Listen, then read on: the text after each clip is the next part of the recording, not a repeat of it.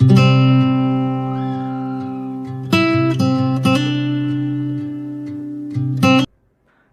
শিক্ষার্থীবৃন্দ, আজকের রসায়ন ক্লাসে তোমাদেরকে স্বাগত জানাচ্ছি। আজকে আমরা মৌলের পর্যায়বৃত্ত ধর্ম থেকে 5টি অনুধাবনমূলক প্রশ্ন নিয়ে আলোচনা করব। তোমরা বোর্ডে লক্ষ্য করো, আমাদের আজকের আলোচনার প্রথম প্রশ্নটি হচ্ছে OF6 গঠিত না হলেও SF6 গঠিত হয় কেন? এই প্রশ্নটির উত্তর জানার জন্য আমরা প্রথমে অক্সিজেন এবং সালফারের ইলেকট্রন বিন্যাস লিখব। লক্ষ্য করো, অক্সিজেনের ইলেকট্রন বিন্যাস হচ্ছে 1s2 2s2 2p x2 2p y1 এবং 2p হচ্ছে z1। এখানে লক্ষ্য করো যে অক্সিজেনের আমি পাশে ফ্লোরিনের ইলেকট্রনটাও লিখে রাখছি। ফ্লোরিন হচ্ছে 9 1s2 2s2 2p x2 2p y2 2p z1। এখানে লক্ষ্য করো যে অক্সিজেনের যোজ্যতা স্তরে দেখা যাচ্ছে যে দুটি অযুগ্ম ইলেকট্রন আছে, কাজেই অক্সিজেন খুব সহজেই এই ফ্লোরিনের দুটি অযুগ্ম ইলেকট্রনের সাথে শেয়ার করতে পারবে। একটি ফ্লোরিনের একটি আছে, কাজেই দুটি ফ্লোরিন পরমাণু নিলে দুটি অযুগ্ম ইলেকট্রন আমরা পেয়ে যাব। সেই দুটি ফ্লোরিন পরমাণুর সাথে একটি অক্সিজেন পরমাণু যুক্ত হয়ে খুব সহজেই কিন্তু OF2 যৌগ গঠন করতে সক্ষম হবে।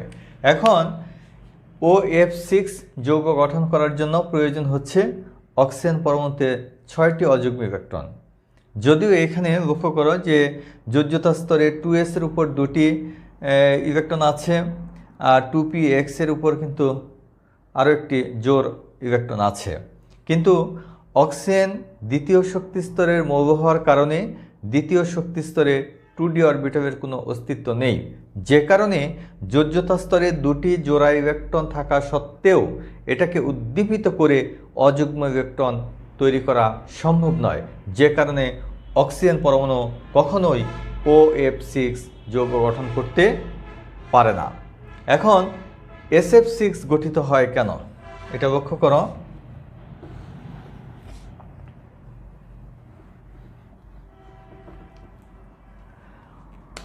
সালফার হচ্ছে 16 1s2 2s2 2p6 3s2 3p x2 3p y1 3p z1। এখানে দেখো যে সালফারেরও ইলেকট্রন বিন্যাস কিন্তু অক্সিজেনের মতোই, কিন্তু সালফার হচ্ছে তৃতীয় শক্তিস্তরের মৌল আর অক্সিজেন ছিল কিন্তু দ্বিতীয় শক্তিস্তরের মৌল। দুইটাই কিন্তু যোজ্যতা স্তর একই রকম, কারণ একই গ্রুপের মৌল অক্সিজেন এবং সালফার। এখন সালফারকে যদি আমরা উদ্দীপিত করি তাহলে দেখো যে 1s2 2s2 2p6 3s2 3px1 3py1 3pz1 3dxy1। আমাদের আরও একটি জোড় আছে, দেখো 3s এর উপরে আমরা যদি আরও একটু বেশি তাপ প্রয়োগে এটাকে উদ্দীপিত করি তখন 1s2 2s2 2p6 3s1 3px1 3py1 3pz1 3dxy1 3dyz1।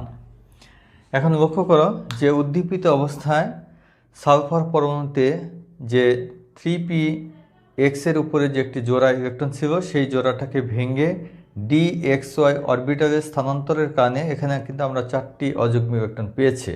এখন SF6 গঠন করার জন্য প্রয়োজন হচ্ছে আমাদের 6টি অযুগ্ম ইলেকট্রন, যে কারণে সালফারকে যদি আবার উদ্দীপিত করানো হয় তখন 3p's এর উপর যে আরেকটি জোড়া ছিল সেটাকে ভেঙে এখানে 3dyz অরবিটালে স্থানান্তর করার কারণে অযুগ্ম ইলেকট্রন হয়ে গেছে কিন্তু 6টি।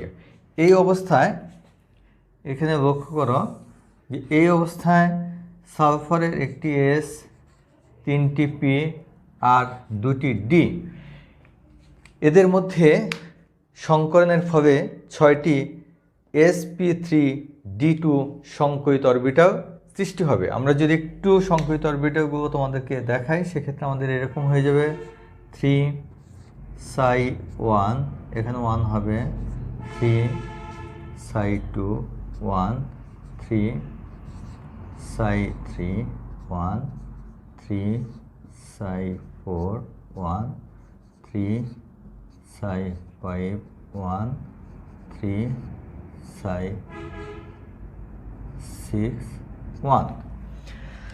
দেখতে পাচ্ছ যে এই সংকরিত অরবিটাল 6টির মধ্যেই আমাদের 6টি অযুগ্ম ইলেকট্রন আছে। এই 6টি অযুগ্ম ইলেকট্রনের সাথে 6টি ফ্লোরিন পরমাণুর 6টি অযুগ্ম ইলেকট্রন শেয়ার করে খুব সহজেই 6টি সমযোজী বন্ধনের মাধ্যমে কিন্তু SF6 যৌগ গঠিত হয়। তাহলে এখানে মূল কথা এটাই যে অক্সিজেন দ্বিতীয় শক্তি স্তরের মৌল হওয়ার কারণে দ্বিতীয় শক্তি স্তরে কোনো ফাঁকা অরবিটাল নেই, যে কারণে জোর ইলেকট্রন যোজ্যতা স্তরে থাকা সত্ত্বেও সেখানে অযুগ্ম ইলেকট্রন সৃষ্টি করা সম্ভব হয়নি। পক্ষান্তরে সালফারের ক্ষেত্রে তৃতীয় শক্তি স্তরের মৌল হওয়ার কারণে তৃতীয় শক্তি স্তরে 2টি জোড়া ইলেকট্রন আছে, আর তৃতীয় শক্তি স্তরে ফাঁকা 3D অরবিটাল থাকার জন্য পর্যায়ক্রমে উদ্দীপিত করে অযুগ্ম ইলেকট্রন সৃষ্টি করা সম্ভব, যে কারণে সালফার খুব সহজেই SF6 যৌগ গঠন করে। এরপরে লক্ষ্য করো, আমরা 2 নম্বর প্রশ্নটি দেখব। 2 নম্বর প্রশ্নে বলা হয়েছে NH3 ও PH3 এই দুটো যৌগের মধ্যে কোনটি অধিক ক্ষারকধর্মী হবে সেটা ব্যাখ্যা করতে বলা হয়েছে। এখানে লক্ষ্য করো,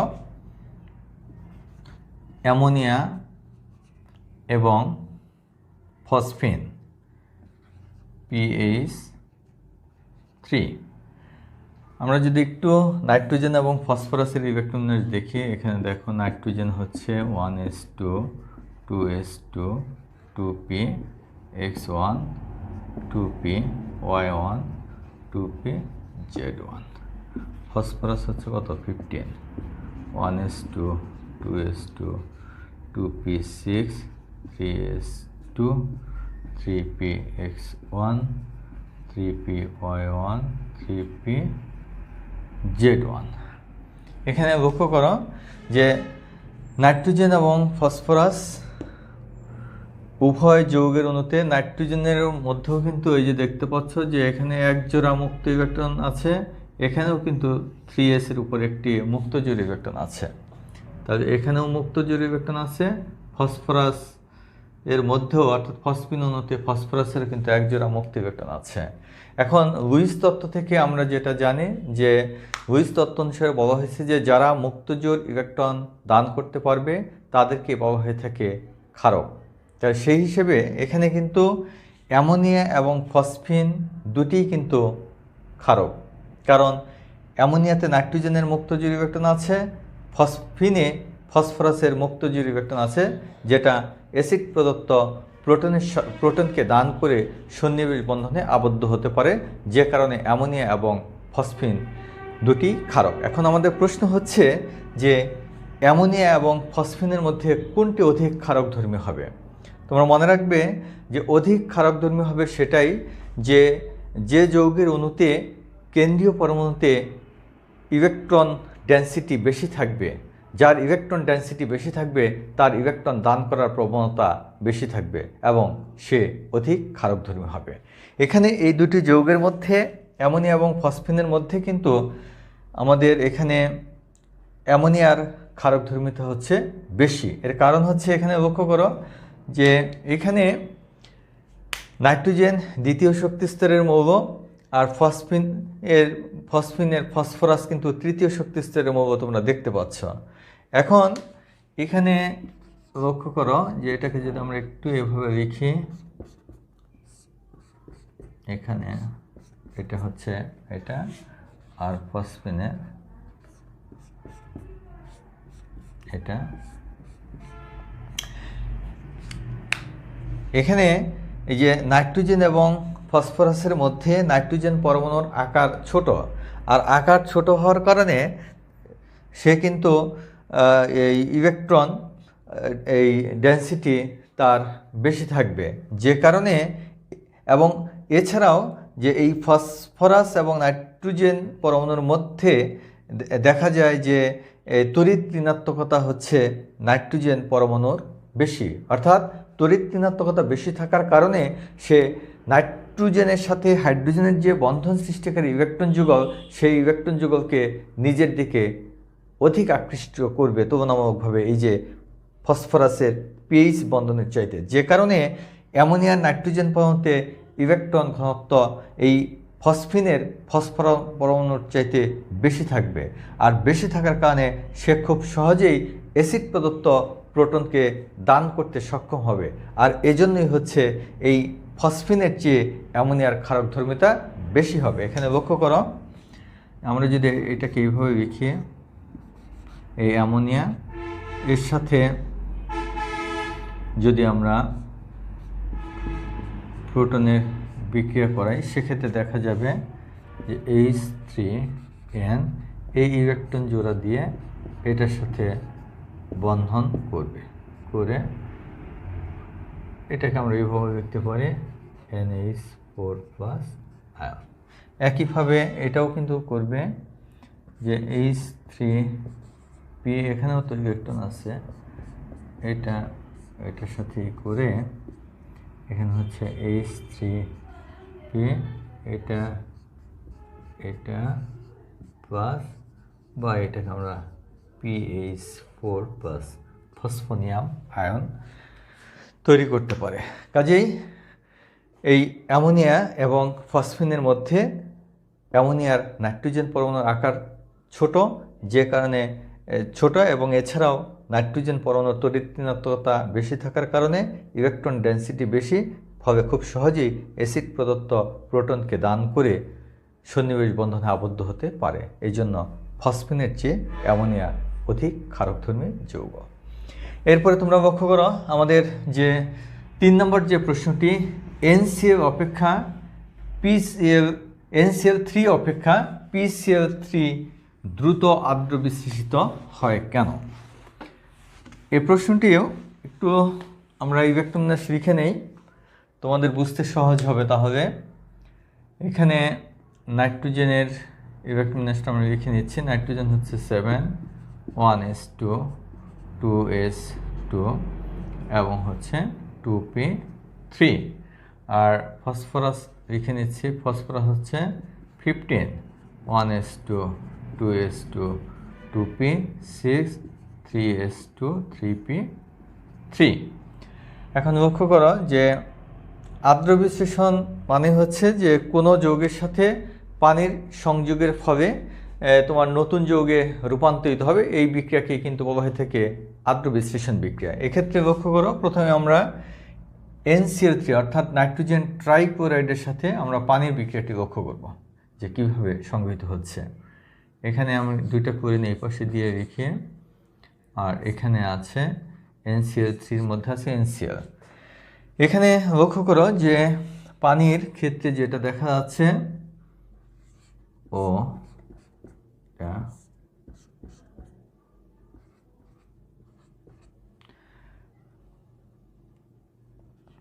এখানে একটু লক্ষণীয় যে দেখতে পাচ্ছ যে সাধারণত আর্দ্র বিশ্লেষণ ঘটার সময় যে যৌগের কেন্দ্রীয় পরমাণুর সাথে পানির অণু কিন্তু বন্ধন গঠন করে, কিন্তু এক্ষেত্রে যে জিনিসটি দেখা যাচ্ছে যে নাইট্রোজেন কিন্তু দ্বিতীয় শক্তি স্তরের মৌল, এবং দ্বিতীয় শক্তি স্তরে যেটা দেখা যাচ্ছে যে এখানে নাইট্রোজেন পরমাণুতে কিন্তু কোনো ফাঁকা অরবিটাল নেই, কারণ দ্বিতীয় শক্তি স্তরে কোনো 2d অরবিটাল অস্তিত্ব নেই, যে কারণে এই পানির অণুর অক্সিজেন পরমাণু নাইট্রোজেনের সাথে কোনো বন্ধন গঠন করতে না পেরে নাইট্রোজেনের সাথে যে যুক্ত ক্লোরিন পরমাণু আছে, সেই ক্লোরিন পরমাণুর সাথে, ক্লোরিন পরমাণুতে আবার কি ফাঁকা ডি অরবিটাল আছে, কারণ ক্লোরিন কিন্তু তৃতীয় শক্তি স্তরের মৌল, সেই ফাঁকা ডি অরবিটালের সাথে এখানে এই যে সন্নিবেশ বন্ধনে আবদ্ধ হয়।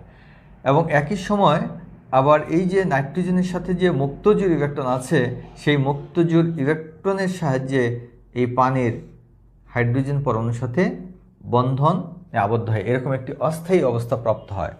এবং এক পর্যায়ে এখান থেকে এই যে নাইট্রোজেন ক্লোরিন যে বন্ধনটি, এই বন্ধনটির ভেঙে যায়, অর্থাৎ বন্ধন বিয়োজন ঘটে এখান থেকে যেটা দেখা যাচ্ছে যে Cl2Cl2N, আর এই বন্ধনটাও দেখা যাবে, এটা যাবে, এই বন্ধনটা কিন্তু ভেঙে এখানে চলে আসবে।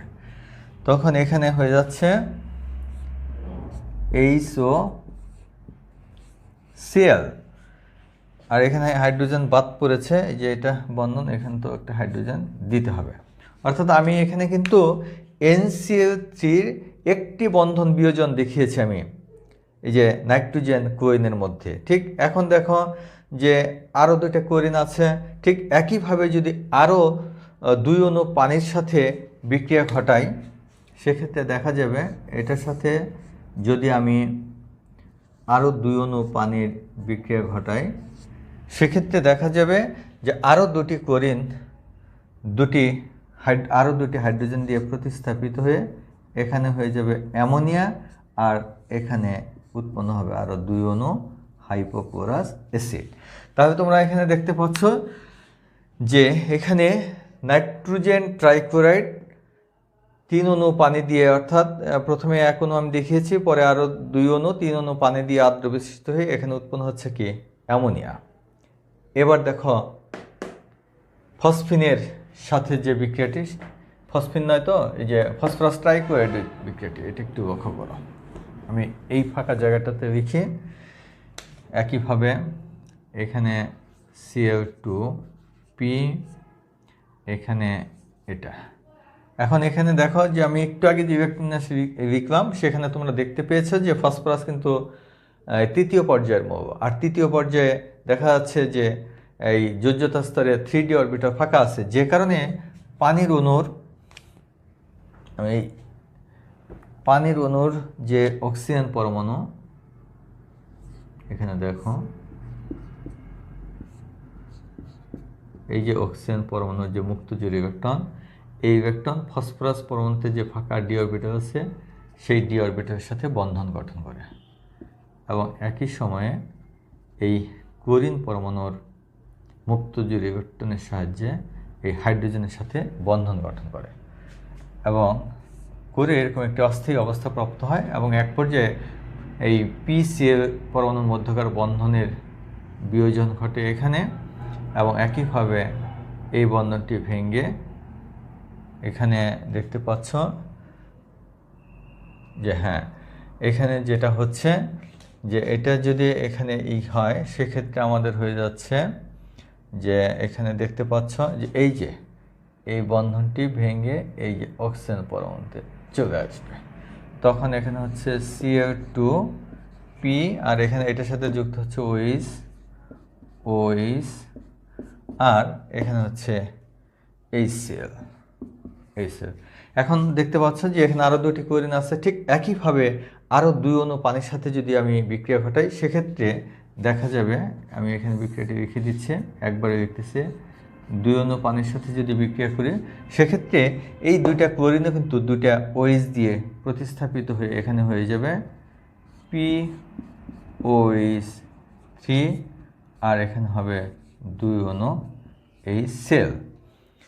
অর্থাৎ এটা কি, এটা হচ্ছে আমাদের, এটাকে যদি এইভাবে লিখি, ফসফরাস অ্যাসিড উৎপন্ন হয়েছে।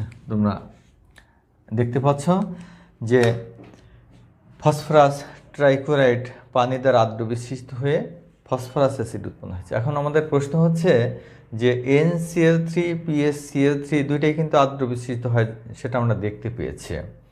এখন NCl3 অপেক্ষা PCl3 দ্রুত আদ্র বিশিষ্ট হয় কেন, এই প্রশ্নটি যদি আমরা ব্যাখ্যা করতে চাই, এখানে লক্ষ্য করো যে NCl3-র মধ্যে আছে কিন্তু NCl বন্ধন, আর PCl3-র মধ্যে আছে PCl বন্ধন।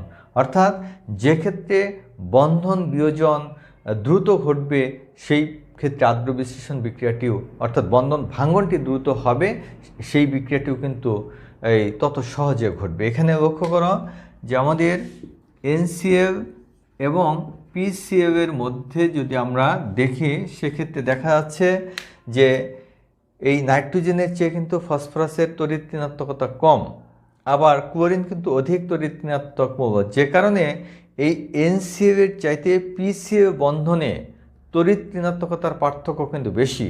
আর তড়িৎ ঋণাত্মকতার পার্থক্য বেশি হলে অধিক তড়িৎ ঋণাত্মক পরমাণুটি কিন্তু এদিকে আংশিক ঋণাত্মক চার্জ প্রাপ্ত হবে, এখানে কিন্তু ধনাত্মক চার্জ প্রাপ্ত হবে। এক্ষেত্রেও হবে, কিন্তু তুলনামূলকভাবে NCl বন্ধনের চাইতে PCl বন্ধনের পোলারিটির মাত্রাটা হবে বেশি, আর পোলারিটির মাত্রা যত বেশি হবে বন্ধন ভাঙ্গন তত সহজে ঘটবে, যে কারণে এই NCl3 চেয়ে PCl3 এই আদ্র বিশ্লেষণ বিক্রিয়াটি দ্রুত সংঘটিত হবে।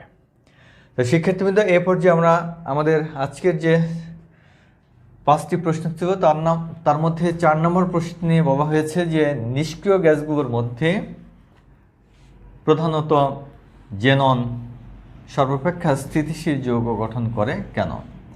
শিক্ষার্থীবৃন্দ, তোমরা জানো যে নিষ্ক্রিয় গ্যাসের সংখ্যা কিন্তু 6টি: হিলিয়াম, নিয়ন, আর্গন, ক্রিপ্টন, জ্যানন এবং রেডন। এবং এর মধ্যে রেডন কিন্তু তেজস্ক্রিয় মৌল, এটি তো যৌগ গঠন করে না। এখন বাকি যে 5টি মৌল আছে, এই 5টি মৌলের মধ্যে কিন্তু জ্যানন এর আকার হচ্ছে সবচেয়ে বড়, অর্থাৎ এটি পঞ্চম পর্যায়ের একটি মৌল। আমি একটি ইলেকট্রোনেস্টে লিখে নিচ্ছি। জ্যানন হচ্ছে 54, 1s2, 2s2, 2p6, 3s2, 3p6, 3d10, 4s2, 4p6। তারপরে এখানে হচ্ছে 4d10, 5s2, 5p6। এখানে তোমরা দেখতে পাচ্ছ যে এই পর্যন্ত হয়েছে আমাদের 36, তাহলে এখানে হচ্ছে 10, 46, 47, 48, অর্থাৎ 54 অলরেডি আমাদের হয়ে গেছে। এখন জ্যাননের যে যোজ্যতা স্তর হচ্ছে 5ম স্তর, অর্থাৎ হিলিয়াম থেকে জ্যানন পর্যন্ত এই 5টি মৌলের মধ্যে জ্যাননের আকার বড় হওয়ার কারণে এর যোজ্যতা স্তরের ইলেকট্রনের সাথে নিউক্লিয়াসের আকর্ষণ কিন্তু তুলনামূলকভাবে কম, এবং যে কারণে এই জ্যানন উচ্চ তাপমাত্রায় নিকেল প্রবাহকের উপস্থিতিতে অধিক সক্রিয় এবং সর্বাধিক তড়িৎ ঋণাত্মকতা সম্পন্ন মৌল এই ফ্লোরিনের সাথে এই যুক্ত হয়ে যৌগ গঠন করার সময় এর যে যোজ্যতা স্তরে যে এই 5s2 এবং 5p6 এখানে যে জোড় ইলেকট্রনগুলো আছে, এই জোড় ইলেকট্রনগুলো উদ্দীপিত অবস্থায় ভেঙে অযৌগ ইলেকট্রন তৈরি হতে পারে। আমরা একটু দেখব এখানে যে জ্যাননকে যদি উদ্দীপিত করানো হয় সেক্ষেত্রে কি হবে। শিক্ষার্থীবৃন্দ, এইটুক তো একই থাকবে, আমি শুধু এইটুক তো পুরোটা একই থাকবে, আমি শুধু এইটুক লিখব। দেখতে পাচ্ছ 4d10, বাকিটুকু আমি লিখতেছি 5s2, 5px2, 5py2, 5pz। এখান থেকে একটি ভেঙে এখানে দেখো যে 5dxy এ প্রবেশ করলো। এখন কিন্তু যেটা হয়েছে যে 2টা হয়েছে, কিন্তু এখন এটাকে যদি আমি আরও উদ্দীপিত করি সেক্ষেত্রে দেখো এটা তো থাকবেই, আর 5s2, 5px2, এখানে 5py থেকে একটা ভেঙে গেল, 5pz1, 5dxy1, 5dyz1। এরপরে আরও যদি আমরা উদ্দীপিত করি, কারণ আমাদের এখানে কিন্তু আরও জোর আছে, আমি আরেকটি বাড়ি লিখব, এখানে ডাবল স্টার দিই, এখানে ট্রিপল স্টার দিই। 4d10, এখানে দেখো 5s2, 5px1, তারপরে আছে 5py1, 5pz1, 5dxy1, 5DYZ1 আর 5DZX1। এখন এখানে লক্ষ্য করো যে দেখতে পাচ্ছ যে উদ্দীপিত অবস্থায় যে জেননের এখানে যে 5PZ অরবিটালের যে জোড়া ছিল সেই জোড়াটি ভেঙে 5DXY অরবিটালে প্রবেশ করে। এই অবস্থায় দুটি অযৌগিক ইলেকট্রন থাকা কারণে এই যে জেনন, এখানে কিন্তু শুধু X লিখে ফেলছি, এখানে কিন্তু ই বাদ পড়েছে। জেনন দুটি ফ্লোরিন পরমাণুর দুটি অযৌগিক ইলেকট্রনের সাথে শেয়ার করে খুব সহজেই জেনন ডাইফ্লোরাইড যৌগ গঠন করতে পারে।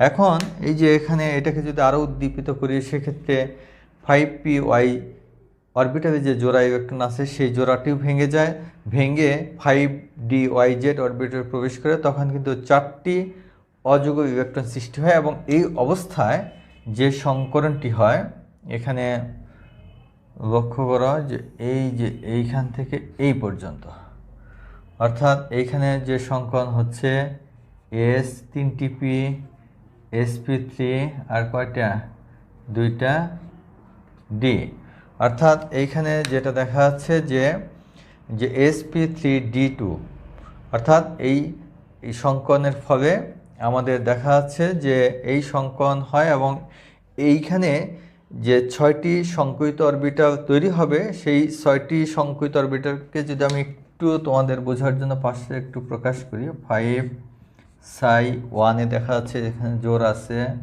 তারপরে 5psi2 মধ্যেও কিন্তু জোর ইলেকট্রন আছে, 5psi3 মধ্যে আছে একটি, 5psi4 আছে একটি, 5psi5 আছে একটি এবং 5psi6 আছে একটি। অর্থাৎ এই যে দেখতে পাচ্ছ যে 2টাতে জোর আর 4টাতে বেজোর, এখানে 4টা বেজোর ইলেকট্রন আছে। এই 4টা এই বেজোর ইলেকট্রনের সাথে 4টি ফ্লোরিন পরমাণু 4টি অযৌগ ইলেকট্রন শেয়ার করে জেনন টেট্রাফ্লোরাইড যৌগ গঠন করে থাকে। ঠিক একইভাবে এখানেও কিন্তু দেখতে পাচ্ছ যে এই জায়গাতেও দেখতে পাচ্ছ যে এই যে সংকরণ, এই সংকরণের ক্ষেত্রে যেটা দেখা যাচ্ছে যে sp3d3, অর্থাৎ এইখানে যেটা দেখা যাচ্ছে 1 2 3 4 5 6, অর্থাৎ এই অবস্থাতে দেখা যাচ্ছে যে 6টি অযৌগিক ইলেকট্রন আছে। অর্থাৎ এক্ষেত্রেও যে এই 6টি অযৌগিক ইলেকট্রনের সাথে এই 6টি ফ্লোরিন পরমাণুর 6টি অযৌগিক ইলেকট্রনের সাথে শেয়ার করে জেনন হেক্সাফ্লোরাইড যৌগ গঠন করতে পারে। তাহলে শিক্ষার্থীবৃন্দ, আমি আশা করি তোমরা বুঝতে পেরেছ। তাহলে প্রধান কারণ হচ্ছে এটাই যে জেনন পরমাণুর আকার বড় হওয়ার কারণে যোজ্যতা স্তরের ইলেকট্রনের সাথে তুলনামূলকভাবে আকর্ষণ কম থাকে, যে কারণে উচ্চ তাপমাত্রায় অধিক সক্রিয় এবং অধিক তড়িৎ-ঋণাত্মকতা সম্পন্ন ফ্লোরিনের উপস্থিতিতে জেনন পরমাণুতে যে যোজ্যতা স্তরে জোর ইলেকট্রনগুলো ছিল সেই জোরগুলোকে ভেঙে পর্যায়ক্রমে পরবর্তী ফাঁকা ডি অরবিটালে প্রবেশ করার কারণে অযৌগিক ইলেকট্রন তৈরি করা সম্ভব হয় বলেই জেনন খুব সহজেই জেনন ডাইফ্লোরাইড, টেট্রাফ্লোরাইড এবং হেক্সাফ্লোরাইড যৌগ গঠন করতে পারে। এখন যদি বলি যে জেনন ছাড়াও তো আরও মৌল আছে, যেমন আছে হিলিয়াম, নিয়ন, আর্গন, ক্রিপ্টন, এরা কি পারে না? এদের মধ্যেও এই যেমন ক্রিপ্টন পারে, কিন্তু তুলনামূলকভাবে জেননের যৌগগুলো হয় অধিক স্থিতিশীল। কিন্তু বাকিগুলোর ক্ষেত্রে যেহেতু যোজ্যতা স্তরের ইলেকট্রন নিউক্লিয়াসের কাছাকাছি থাকে, এই জন্য আকর্ষণ শক্তিটা তুলনামূলকভাবে বেশি থাকে, সেই জন্য অযৌগ ইলেকট্রন তৈরি করাটা অনেকটাই কঠিন হয়ে দাঁড়ায় এই জেননের সাথে যদি তুলনা করি সেই তুলনামূলক বিচারে। তাহলে শিক্ষার্থীবৃন্দ, আমাদের আজকের আলোচনার সর্বশেষ যে প্রশ্নটি সেটা হচ্ছে অসামঞ্জস্য বিক্রিয়া কি। আমরা একটি উদাহরণের মাধ্যমে বিক্রিয়াটি দেখব। যে সাধারণত অসামঞ্জস্য বিক্রিয়া বলতে এটাই বোঝানো হয়ে থাকে যদি কোনো বিক্রিয়ায় কোনো মৌলের পৃথক দুটি যৌগে একই সাথে জারণ বিজারণ ক্রিয়া সংঘটিত হয়, তাহলে সেই বিক্রিয়াটিকে বলা হয়ে থাকে অসামঞ্জস্য বিক্রিয়া বা ডিসপ্রপরনেশন রিঅ্যাকশন। এখানে একটি রিঅ্যাকশন লক্ষ্য করো, যেমন শীতল অবস্থায় কস্টিক সোডা দ্রবণের সাথে যদি আমরা ক্লোরিনের বিক্রিয়া লিখি, সেক্ষেত্রে দেখা যায় যে এখানে সোডিয়াম ক্লোরাইড, সোডিয়াম হাইপোক্লোরাইড, আর উৎপন্ন হয় কি পানি। এখানে লক্ষ্য করো যে ক্লোরিনের জারণ মান যেহেতু মৌলিক অণু অবস্থায় আছে, এর জারণ মান 0। সোডিয়াম ক্লোরাইডে যেহেতু সোডিয়াম +1, কাজে এটা হচ্ছে -1। এখানে হচ্ছে ক্লোরিনের যেহেতু এই অক্সিজেনের হচ্ছে -2, সোডিয়ামের +1, কাজে এটার হবে +1। তাহলে এখানে দেখতে পাচ্ছ যে ক্লোরিনের 0 থেকে -1 হয়েছে, অর্থাৎ জারণ মান হ্রাস পেয়েছে। জারণ মান হ্রাস পেলে কি হয়? বিজারণ। আর এই ক্ষেত্রে দেখো যে জারণ মানের কিন্তু বৃদ্ধি পেয়েছে। আর জারণ মানের বৃদ্ধি পেলে কি হয়? জারণ হয়। অর্থাৎ এই বিক্রিয়াতে দেখা যাচ্ছে যে ক্লোরিন কিন্তু একবার জারিত হয়ে এই যে সোডিয়াম হাইপোক্লোরাইড উৎপন্ন করেছে, আবার মানে উপরে দেখা যাচ্ছে যে এই ক্লোরিন আবার বিজারিত হয়ে উৎপন্ন হয়েছে সোডিয়াম ক্লোরাইড। অর্থাৎ এখানে ক্লোরিনের জারণ মান কিন্তু এক একক হ্রাস পেয়েছে। কাজেই যে বিক্রিয়াগুলোতে একই মৌলের একই সাথে জারণ এবং বিজারণ ক্রিয়া সংঘটিত হবে, ওই বিক্রিয়াকে বলা হবে অসামঞ্জস্য বিক্রিয়া। তাহলে শিক্ষার্থীবৃন্দ, আমি আশা করি যে আজকেও যে 5টি প্রশ্ন আমি পড়ালাম, এই প্রশ্ন 5টি খুবই গুরুত্বপূর্ণ। তোমরা মনোযোগ সহকারে অবশ্যই এই 5টি প্রশ্ন পড়ে ফেলবে। আজ এখানেই বিদায় নিচ্ছি। তোমাদের সকলকে আন্তরিক ধন্যবাদ। আল্লাহ হাফেজ।